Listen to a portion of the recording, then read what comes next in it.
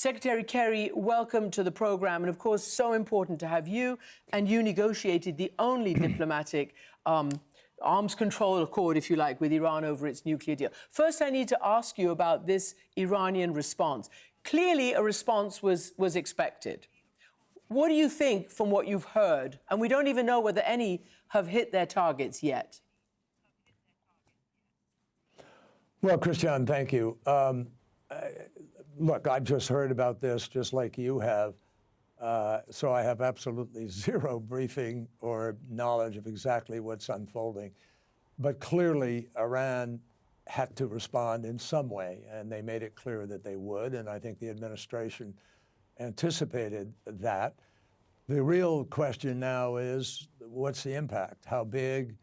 Is this a serious effort to counter in a warlike way, or is it a message? Is it a sort of message sender? And then people will work in good faith to try to get to the diplomatic table. I mean, what's important to remember here is there's no military solution to this. This can go on and on. It could get uglier and uglier and more dangerous with greater and greater implications for a global basis. This is very dangerous. My hope is that this is more performative than consequential, and that it will satisfy their need to be able to respond. I think President Trump needs to clearly be very judicious about measuring that and understanding it, and hopefully take the higher ground of getting back to the table for the simple reason that we don't have any visibility anymore. Insight or the depth of insight that we had with the nuclear agreement that we put in place.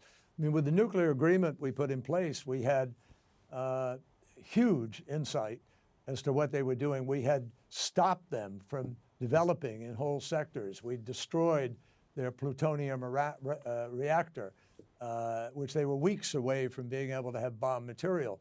We were able to have, tens of thousands of centrifuges destroyed. We required them to destroy the core of what existed in Fort L, and they did. They dismantled under watchful eyes from the international community. Remember that we brought 5 nations and the United Nations to the table, and we put in place the strongest nuclear agreement that has been agreed to by any countries anywhere in the world since the 1950s or 60s.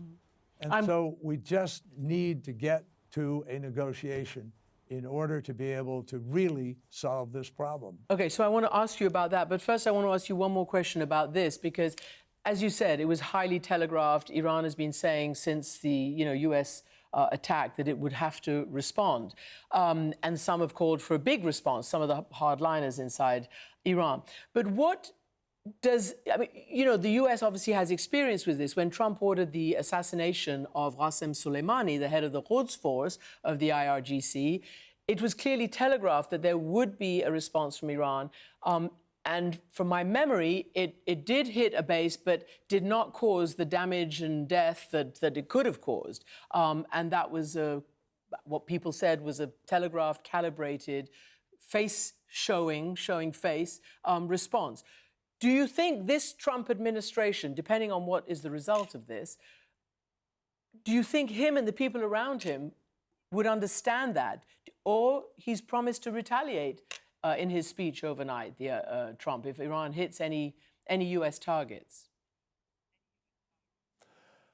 Christiane, it's impossible for me to speculate as to exactly what's going on in either the president's mind or the national security team. And I just don't want to do that. I do think people have to be realistic here in understanding what the choices are. Iran is a proud nation. One of the things I learned in my negotiations was the level of pride was just enormous. They also have been committed to the destruction of Israel. That's a cultural, almost religious component of their policy.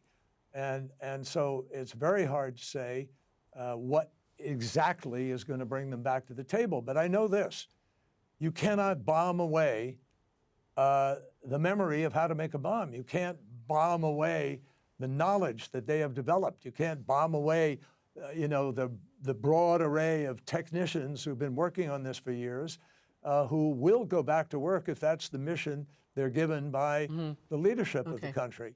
And one of the dangers here is that the more this goes on in a military way, the more power goes to the worst offenders within Iran, the IRGC.